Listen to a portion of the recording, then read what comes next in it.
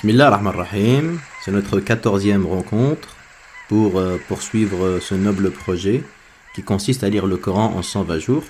Je te propose aujourd'hui de lire à partir du verset 133 jusqu'au verset 170 de Sourate Ali Imran. Cette page donc de 133, elle commence par une magnifique invitation.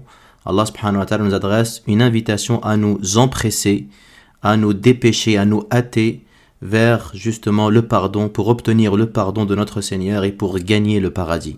وَسَارِعُوا إِلَى مَغْفِرَةٍ مِّن رَبِّكُمْ. Et empressez-vous d'obtenir le pardon de votre Seigneur et de gagner un paradis vaste comme les cieux et la terre. وَعِدَّةِ الْمُتَّقِينَ, qui est destiné, qui a été préparé à ceux qui craignent Allah. Et puis Allah nous décrit justement ceux qui vont mériter ce paradis, ceux qui vont mériter cette demeure de félicité. الَّذِينَ يُنْفِقُونَ فِي السَّرَّاءِ وَالضَّرَّاءِ. Ceux qui dépensent, ceux qui font l'aumône, dans l'aisance comme dans la difficulté. Donc ils donnent de l'argent dans l'infortune et la prospérité, en ce qui leur est agréable et désagréable. Ils donnent aussi pendant leur santé et également pendant leur maladie. Ils donnent dans toutes les circonstances. Vous savez pourquoi ? Parce que la générosité envers autrui ne concerne pas seulement ceux qui vivent dans l'aisance. Le devoir d'aider autrui s'impose à tout le monde. C'est pourquoi le prophète sallallahu alayhi wa sallam nous enseigne les propos suivants. Préservez-vous du châtiment de l'au-delà, ne serait-ce qu'en faisant l'aumône d'un morceau de date. Si vous ne possédez rien, alors faites l'aumône par une belle parole. Et après qu'Allah subhanahu wa ta'ala nous parle de cette difficulté de donner, il nous parle par la suite d'une autre difficulté qui consiste à contenir sa rage, à réprimer sa rage. Et Allah Azza wa Jalla dit ici وَالْكَاظِمِينَ الْغَيْظَ. Donc ces gens-là, ils n'assouvissent pas leur rage contre les gens, mais s'abstiennent de leur nuire en espérant la récompense d'Allah subhanahu wa ta'ala. Et sachez qu'Allah subhanahu wa ta'ala récompense grandement le croyant qui fait cet effort de maîtrise. Le prophète sallallahu alayhi wa sallam, il dit, celui qui maîtrise une colère qui peut la laisser s'exprimer, Allah l'appellera yawm al-qiyamah et il le fera choisir laquelle des houris il voudra. Et le prophète sallallahu alayhi wa sallam, il dit également, la gorgée la mieux récompensée et la colère que le serviteur ravale dans la recherche de la face d'Allah subhanahu wa ta'ala. Et il est regrettable de voir de plus en plus de personnes qui ont des réactions colériques excessives et très violentes. Pour certains, c'est même une pathologie. Et c'est important en tant que musulman qu'on apprenne justement à se tempérer et à modérer ces colères-là, car la colère n'engendre que la colère, et si rien n'est fait, elle va s'auto-renforcer, et tu vas rater, tu vas passer à côté de ces qualités essentielles qui feront de toi un pieux et qui gagnera cette grande récompense auprès d'Allah subhanahu wa ta'ala, alors qu'en te mettant en colère, tu ne feras que de te détruire et de faire des péchés, de faire du mal à ta personne et faire du mal à autrui. Réveille-toi, barakallahu fik, et fais l'effort de te transformer, de te purifier, de changer. Et pour arriver à cela, il faut une prise de conscience. Une prise de conscience que nous pouvons mieux faire, que nous pouvons être meilleurs, qu'il existe en nous des possibilités supérieures, des qualités non développées et des beautés non révélées qui ne demandent qu'à voir le jour. Donc, commence dès maintenant, prends à contre-pied tes mauvaises habitudes, tes réflexes, tes automatismes de pensée. Voilà un beau programme pour commencer. Puis également, on voit dans cette page, Allah subhanahu wa ta'ala fait un éloge à ceux qui, lorsqu'ils commettent une faute, une turpitude, une injustice envers eux-mêmes, immédiatement ils demandent pardon à Allah Azza wa Jal, immédiatement ils reviennent vers Allah subhanahu wa ta'ala humblement demandant le pardon et en reconnaissant leur faute comme leur père Adam alayhi salam a reconnu sa faute et a demandé pardon, Allah lui a pardonné, contrairement à Satan qui n'a pas reconnu sa faute et qui s'est entêté et qui a justifié son erreur et son refus de se prosterner. Ici Allah a fait l'éloge de ceux qui demandent pardon à Allah subhanahu wa ta'ala quand ils font une faute et Allah leur leur annonce une grande récompense et il leur annonce Jannatin tajri min tahtiha al-anhar, des jardins. Et ici, Jannat, il est au pluriel parce que le paradis, il est composé de différents degrés attribués à chacun en fonction de ses œuvres, en fonction de ses mérites. Et on sait que le plus haut niveau du paradis, c'est le Firdaus. C'est la plus haute partie du paradis et au-dessus se trouve le trône du très miséricordieux d'où jaillissent les rivières du paradis. Et le prophète sallallahu alayhi wa sallam, il nous apprend que quand on demande à Allah le paradis, on lui demande le Firdaus. إِذَا سَأَلْتُمُ اللَّهَ الْجَنَّةَ فَاسْأَلُوهُ الْفِرْدَوْس. Quand vous demandez à Allah le paradis, demandez-lui le Firdaus. Le prophète nous apprend à être des gens ambitieux. Parce que la rahma d'Allah, elle est grande. Allah subhanahu wa ta'ala, il est le clément, il est le miséricordieux, il est le riche. Ne désespère pas, demande à Allah le Firdaus. Allah, quand il donne, il t'émerveille. Le prophète sallallahu alayhi wa sallam, il dit, celui qui demande à Allah le degré du martyr au paradis avec sincérité, Allah lui accordera ce degré même s'il meurt sur son lit. Puis également de cette page, Allah subhanahu wa ta'ala nous invite à parcourir la terre. Parcourez donc la terre et voyez quelle fut la fin de ceux qui criaient au mensonge.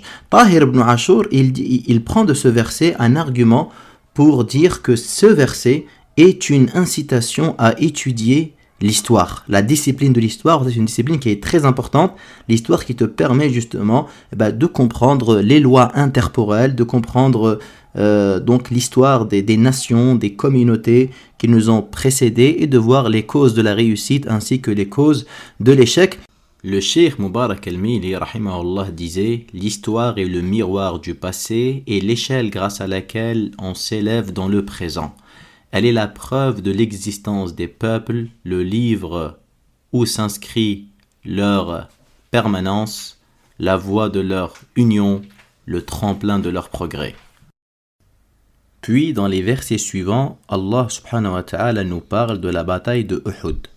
Une bataille durant laquelle les croyants ont subi beaucoup d'épreuves et on voit dans ces versets Allah subhanahu wa ta'ala console les gens de la foi. Si une blessure vous atteint, sachez que le peuple ennemi a subi pareille blessure, ainsi faisons-nous alterner les jours de victoire et de défaite parmi les hommes, afin qu'Allah voie ceux qui croient et prennent parmi vous des martyrs, et Allah n'aime pas les transgresseurs.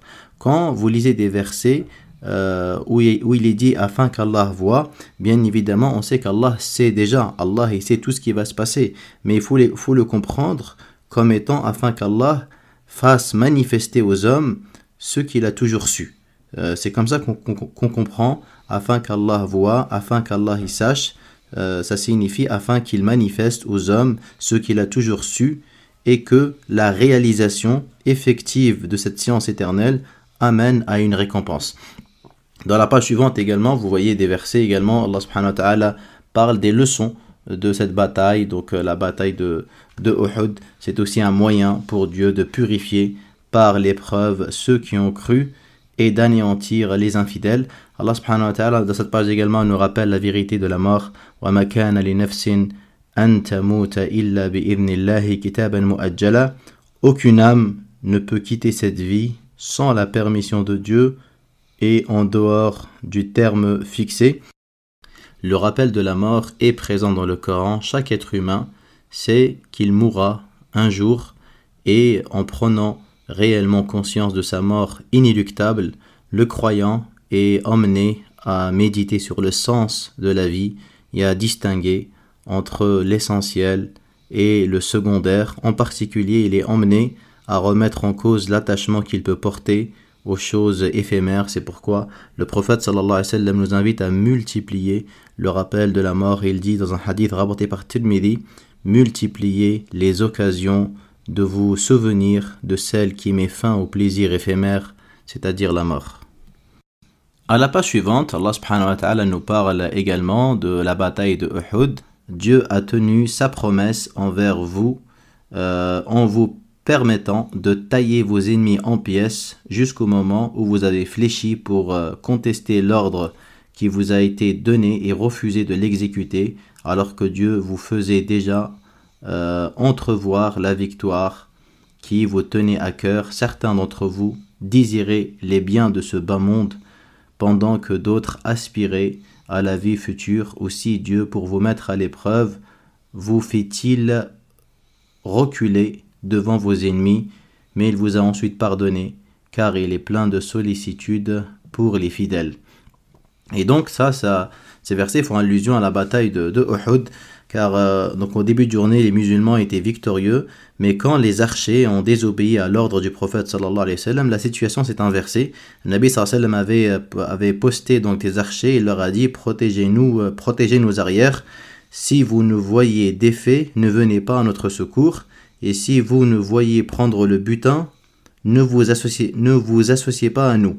Et lorsque le prophète sallallahu alayhi wa sallam a obtenu le butin, et qu'ils mirent en déroute l'armée des polythéistes, les archers à ce moment-là, à l'exception de quelques-uns, sont descendus parmi les troupes pour s'accaparer du butin.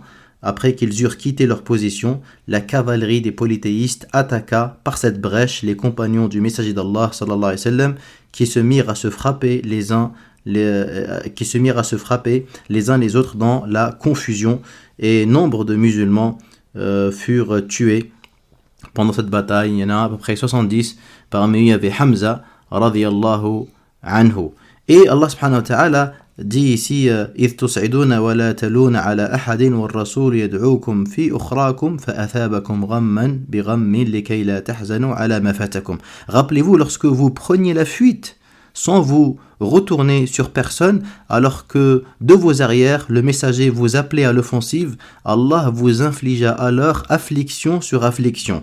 Et Abdurrahman ibn Auf, il explique ces deux afflictions-là. Il dit la première affliction fut causée par la défaite, et la deuxième par l'annonce mensongère de la mort du prophète Muhammad sallallahu alayhi wa sallam, ce qui fut pour eux plus dur que la défaite. Puis à la page suivante, Allah subhanahu wa ta'ala nous informe qu'il a accordé sa protection aux croyants durant la bataille de Uhud. Après l'affliction, il fit descendre sur vous la sérénité et un assoupissement qui enveloppa une partie d'entre vous. Ce fut pour eux une miséricorde, une bienfaisance, un affermissement pour leur cœur. Puis à la page suivante, après qu'Allah subhanahu wa ta'ala nous ait informé qu'il a pardonné à ceux qui avaient désobéi pendant la bataille, il nous informe ici que le prophète Muhammad sallallahu alayhi wa sallam a également pardonné. C'est par une miséricorde d'Allah que tu as été si doux envers eux. Si tu avais été rude, au cœur dur, ils se seraient enfuis de toi. Sois donc indulgent à leur égard, implore le pardon d'Allah en leur faveur. Puis dans cette page, Allah subhanahu wa ta'ala nous rappelle la grande faveur du fait qu'il a envoyé Muhammad sallallahu alayhi wa sallam comme un don et un cadeau offert, Nabi alayhi salatu wa sallam, qui a transmis le message divin et qui a donné une éducation spirituelle en tenant compte des besoins spécifiques. Allah nous dit لقد من الله على المؤمنين إذ بعث فيهم رسولا من أنفسهم يتلو عليهم آياته ويزكيهم ويعلمهم الكتاب والحكمة وإن كانوا من قبل لفي ضلال مبين. Dieu a certes accordé un don inestimable aux croyants en leur envoyant un prophète issu d'eux-mêmes.